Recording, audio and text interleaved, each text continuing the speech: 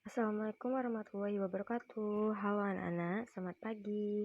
Bagaimana keadaannya? Semoga Ananda Ibu semua selalu dalam keadaan sehat ya. Baiklah anak-anak, hari ini kita masuk di materi tema 2, subtema 2, pembelajaran yang kedua.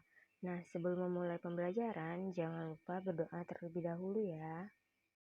Sekarang coba perhatikan gambar berikut ini. Gambar di atas adalah cuplikan dari buku cerita bergambar berjudul Todi dan Semut. Nah, inti cerita dari Todi dan Semut ini mengisahkan Todi yang gemar sekali makan coklat dan kue-kue manis, tetapi malas untuk membersihkan sisa-sisa makanan. Suatu ketika, Todi segera tertidur setelah makan kue manis dengan mulut dan tangan kotor yang terkena sisa-sisa makanan. Saat Todi tidur, pasukan semut mengerubungi Tony.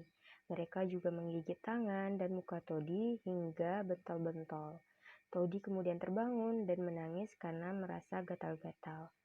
Nah, sejak saat itu, Todi selalu membersihkan diri seusai makan. Apakah gambar di samping ini mendukung cerita?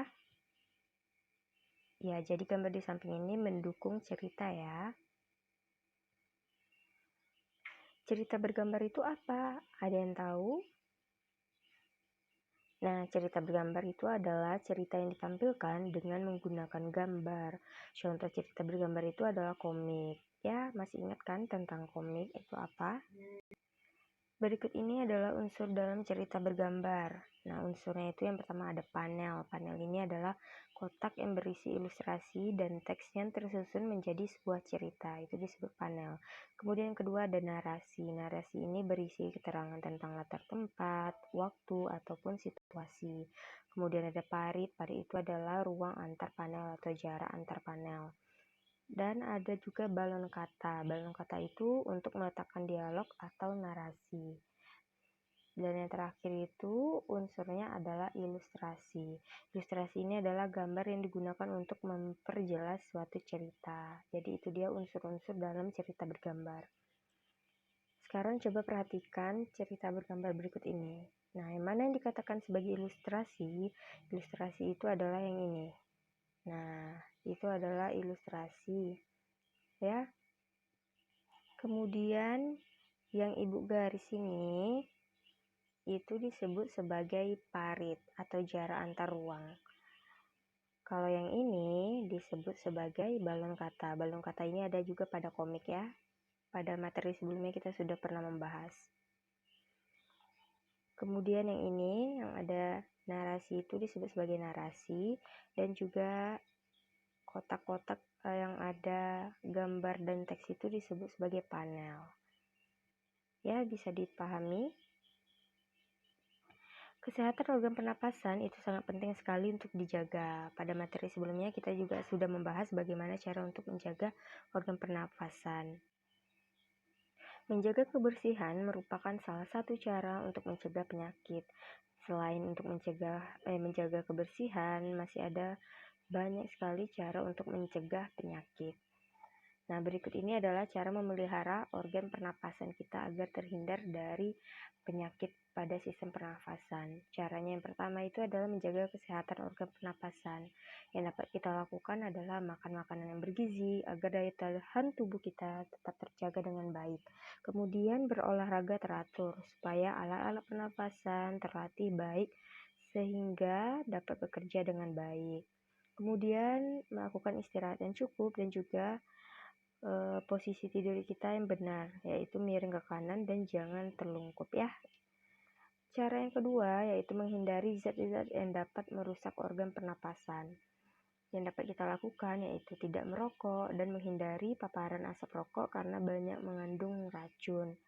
Selanjutnya, menggunakan masker saat berada di lingkungan yang kotor. Kemudian mengurangi konsumsi makanan dan minuman dingin karena jaringan paru-paru itu sangat sensitif terhadap dingin.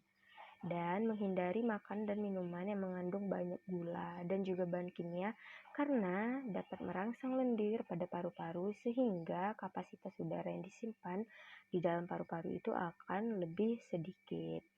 Nah, cara yang ketiga yang dapat kita lakukan yaitu merawat organ pernapasan.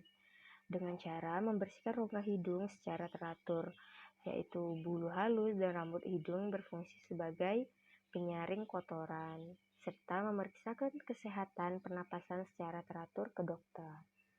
Dan cara yang terakhir itu adalah menjaga kesehatan di lingkungan sekitar, seperti membuat sebanyak mungkin ventilasi dalam rumah untuk menjaga sirkulasi udara, kemudian menjaga kebersihan lingkungan supaya tidak banyak debu-debu berterbangan yang akan ikut masuk ke dalam organ pernapasan saat kita menghirup nafas.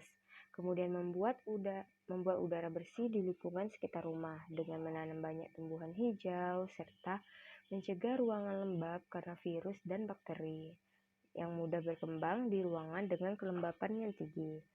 Jadi itu dia, ada 4 cara bagaimana untuk memelihara organ pernapasan kita ya. Baiklah anak-anak, Ibu akan memberikan kalian tugas. Untuk tugasnya, kalian buatlah poster tentang cara merawat organ pernapasan. Posternya itu contohnya seperti ini ya. Atau kalian bisa cari referensi lain melalui internet untuk contoh-contoh poster yang berkaitan dengan cara merawat organ pernapasan. Oke anak-anak, demikianlah pembelajaran kita pada hari ini. Lebih dan kurang Ibu mohon maaf. Ibu akhiri dengan mengucapkan wassalamualaikum warahmatullahi wabarakatuh.